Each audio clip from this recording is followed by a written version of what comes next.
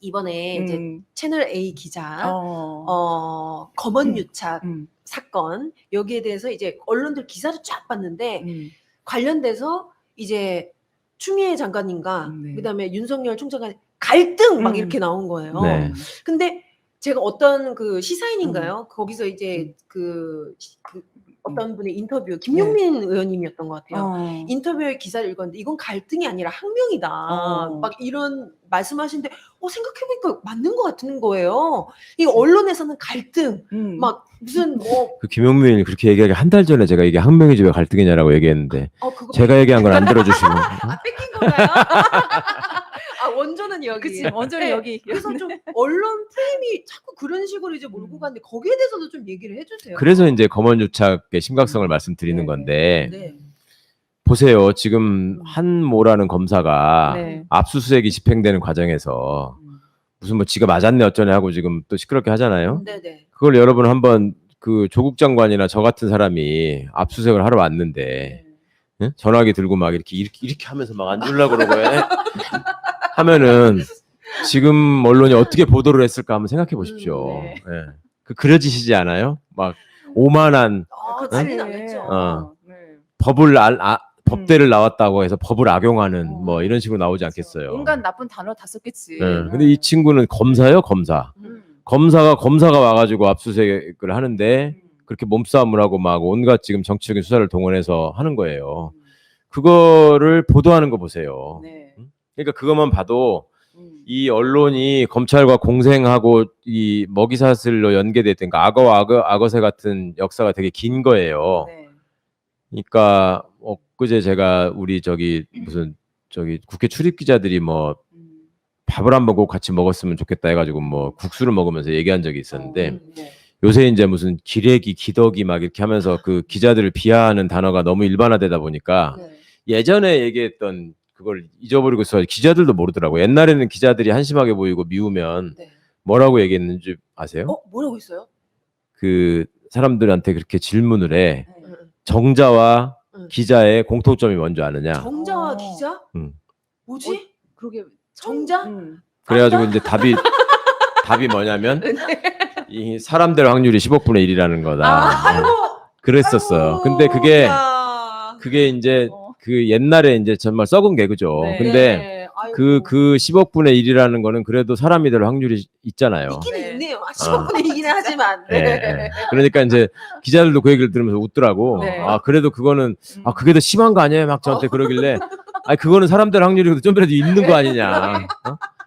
그런데 하여튼 왜 이런 일이 또 지금 더 이렇게 깊어졌냐면 일단 언론이 독자들을 두려워하지 않습니다. 왜냐하면 언론사가 독자들에 의해서 자기들이 먹고 산다고 생각 안 한단 말이에요.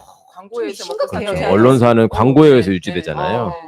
그러니까 그 광고를 주는 쪽은 한국 사회의 기득권 집단일 가능성이 매우 높은 사람들이고 그 사람들이 꿈꾸는 세상은 여전히 검찰이 국민들을 겁박하면서 재벌의 이익을 지켜주는 세상.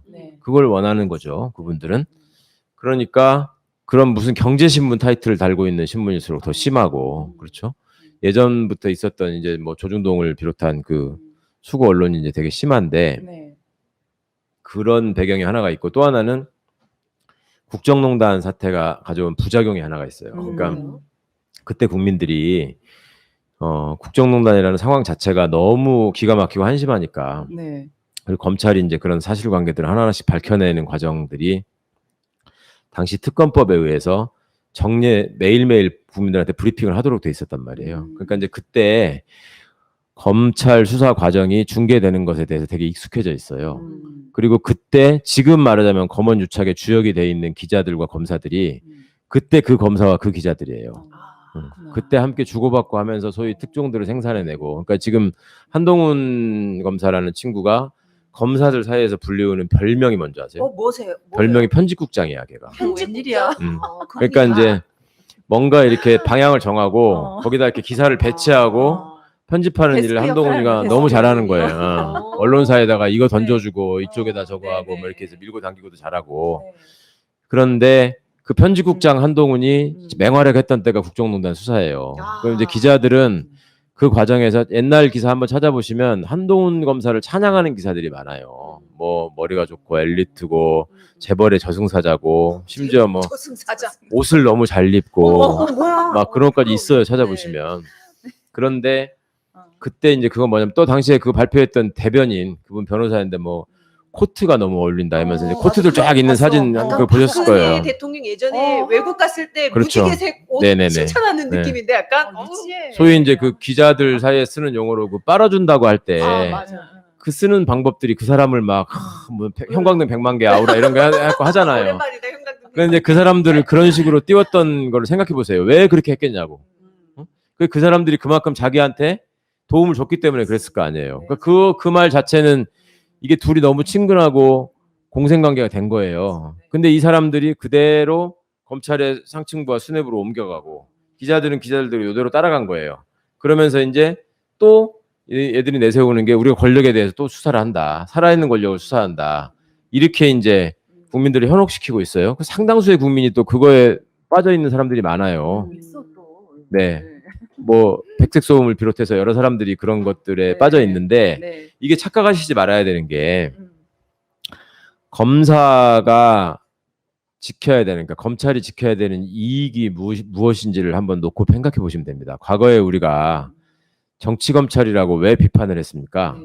그거는 정치 권력의 뜻을 받들어서 맞아요. 권력을 쥔 사람의 입맛대로 권력의 시녀 뭐 이런 그러니까 표현을 했었죠. 네. 정치적인 사건으로 만들어서 순전히 권력의 편을 드는 쪽으로만 수사 결론을 냈잖아요. 그래서 정치검찰이라는 얘기를 들었고 그때 검찰이 추구하는 이익이 뭐였겠어요? 그거는 권력자의 이익을 앞장서서 지키고 보호하는 거예요. 그러면서 권력자가 던져주는 먹이를 받아먹는 거예요.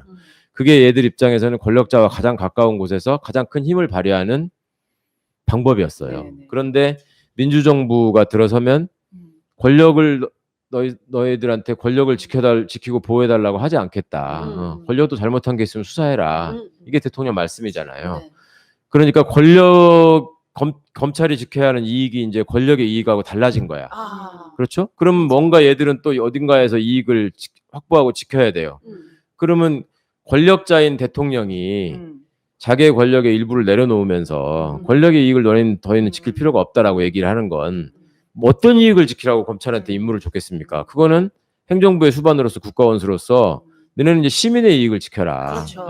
억울한 사람이 없도록 만들고 세상에 불의가 사라지도록 열심히 일해라 이런 거잖아요. 맞아요. 그러면 국민의 이익을 지킬 수 있도록 해야 되는데 그게 그렇지를 않고 이제 권력의 이익에 우리가 편승할 수가 없으니 그러면 검찰의 이익을 지켜내자 이렇게 된 거예요. 그러니까 검찰의 독립을 주장하고 예산도 우리 마음대로 편성하겠다. 인사도 내 마음대로 하겠다. 총장이 왕이 돼야 된다. 이런 얘기를 하는 거예요.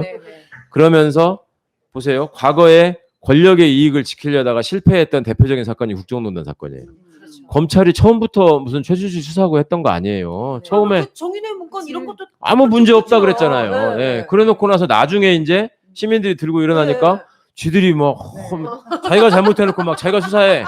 그리고 자기가 정의의 사도가 된 거야. 그 우리 시민들은 먹고 살기가 바빠가지고 또 잊어버려.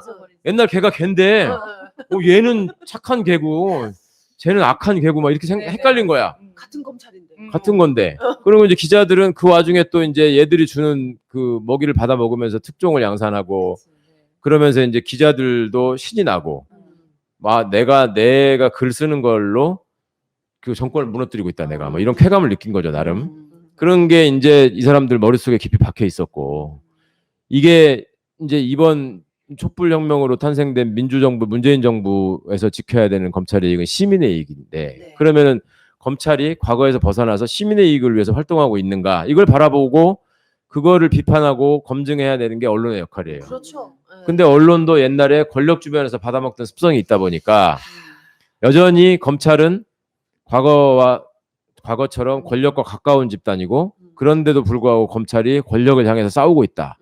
그러니까 얘들은 지금 정의로운 일을 하는 것이다 라는 식으로 국민한테 보이도록 착시 현상을 일으키는 이상한 프레임을 가동하고 있는 거예요. 그러니까 이거는 애초에 본질을 외면하니까 당연히 어떤 식으로 기사를 쓰든 왜곡될 수밖에 없는 거죠. 본질에 반대로 나가고 있으니까.